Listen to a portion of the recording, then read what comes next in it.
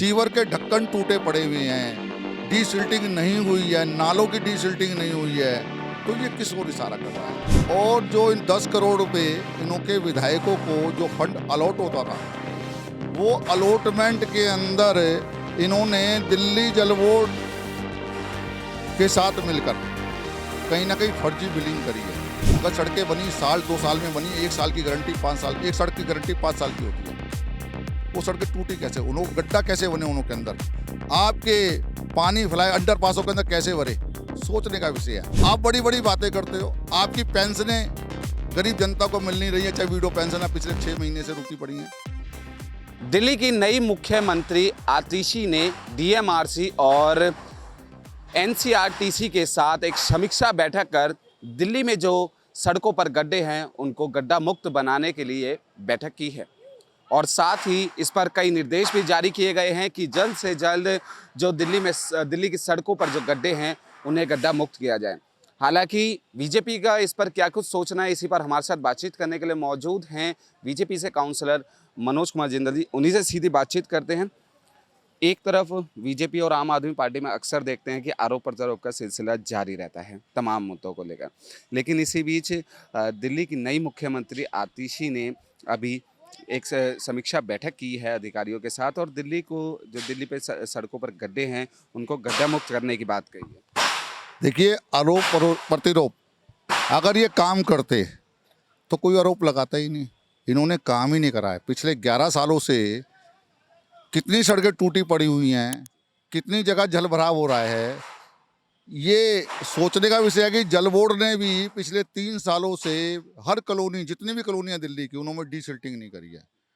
और जो इन 10 करोड़ रुपए इनके विधायकों को जो फंड अलॉट होता था, वो अलॉटमेंट के अंदर इन्होंने दिल्ली जल बोर्ड के साथ मिलकर कहीं ना कहीं फर्जी बिलिंग करी है।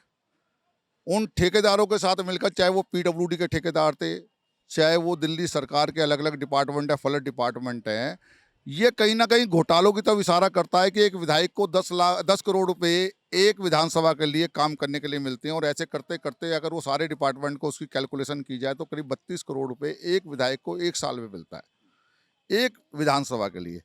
अब आप ये देखिए कि 32 करोड़ रुपए के अंदर अगर क्षेत्र की गलियां, सड़कें, मेन रोड्स अगर वो टूटे पड़े हुए हैं और वहाँ पर सीवर ब्लॉकेज हैं, सीवर के ढक्कन टूटे पड़े हुए हैं, डीसिल्टिंग नहीं हुई है, नालों की डीसिल्टिंग नहीं हुई है, तो ये किस ओर इशारा कर रहा है? आज आतिशी ये कहती हैं कि जो है मैं मीटिंग कर रही हूँ, हाई लेवल कमेटी बुला रही हूँ, चाहे मेट्रो के साथ, चाहे किसी भी डिपार्टमेंट के साथ बुला रही हो, लेकिन ये आज जो स्थिति बनी है ये एक दिन की तो नहीं बनी है। आज आपको गड्ढा मुक्त करने के लिए क्यों उतावले हो रहे हो? गड्ढे बने कैसे? आपकी क्वालिटी कंट्रोल कहाँ था? आपकी विजिलेंस कहाँ थी जो बिल पास करने से पहले सर्टिफिकेट देती है? अगर सड़कें बनी साल 2 साल में बनी, 1 साल की गारंटी 5 साल, एक सड़क की गारंटी 5 साल की होती है, वो सड़कें टूटी कैसे, उन्होंने गड्ढा कैसे बने उनके अंदर, आपके पानी फैलाए अंडर पासों के अंदर कैसे भरे, सोचने का विषय है। आपके जितने भी सीवर के ढक्कन हैं वो क्यों टूटे फूटे हुए हैं, क्यों ऊपर और नीचे हैं सड़कों के ऊपर, जिनों की वजह से गड्ढा बन रहा है सड़कों के अंदर? आपकी डीसिल्टिंग क्यों नहीं हुई है? क्वेश्चन देखिए मेरी। आरोप तब लगता है जब आप काम घटिया करते हैं या कमीशन के आधार पर काम करते हैं।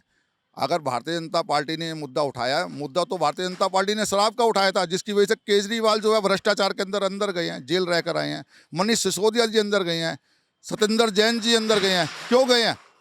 जब विपक्ष अपना काम पूरा करता है तो ऐसे भ्रष्टाचारी जो हैं वो जेल के अंदर जाते हैं। एक आरोप ये भी आम आदमी पार्टी लगा दिया सीएम हाउस को लेकर कि सीएम हाउस पर बीजेपी कब्जा करना चाहती है। एक तस्वीर भी वायरल हुई जिसमें वो कई फाइलों पर साइन करती हुई नजर आई और साथ ही सामान पैक भी था।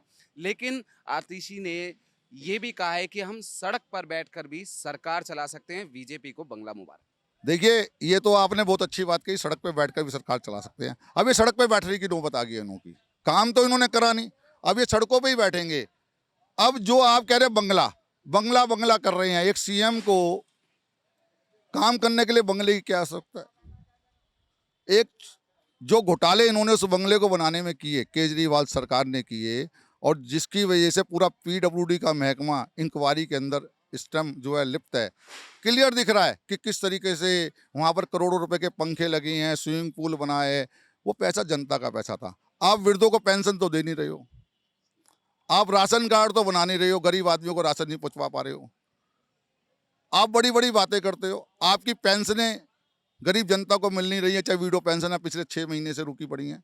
ऐसी स्थिति दिल्ली की कर दी है, ना गड्ढा है, ना सड़क है, ना फ्लाईओवर अंडरपास के अंदर पानी निकल रहा है, ना डीसिल्टिंग हो रही है। मैं अनेक, देखिए एक नहीं, आपके इनको 100 कमियां हैं जो उन्होंने क्षेत्र की जनता को ठगा है, और जिसका जवाब जो है बुखलाहट के अंदर आरसीसी कह रही है हम सड़क पे बैठ कर काम करेंगे। मैडम आप चिंता ना करें, अब की बार ये जनता जो है ना आपको सड़क पे ही बिठाएगी और आपको उसी तरीके से दोबारा से भेज देगी जिस तरीके से जहाँ से आप आए थे। आपने अन्ना हजारे को ठगा, आपने दिल्ली की जनता को ठगा, आप सीधा पीएम को गाली देते हैं, आप भ्रष्टाचार लिप्त जो है सरकार चलाते हैं। जनता सब देख रही है, इस बारी दिल्ली के अंदर सूपड़ा साफ होगा और भारतीय जनता पार्टी की प्रचंड बहुमत से इस बारी सरकार आएगी दिल्ली के अंदर। तो बिल्कुल ये थे हमारे साथ बातचीत करने के लिए मौजूद बीजेपी काउंसलर मनोज कुमार जिंदल जी, जिन्होंने साफ तौर पे कहा कि जो दिल्ली की मुख्यमंत्री है आतिशी, वो समीक्षा बैठक करती है लेकिन कार्य कुछ देखने को नहीं मिलते हैं। हालांकि इस पर जो सीएम बंगले पर भी जो अभी सवाल खड़े हो रहे हैं, उस पर भी तमाम आरोप और निशाना साधते हुए बीजेपी काउंसलर मनोज कुमार जिंदल भी देखने को मिले।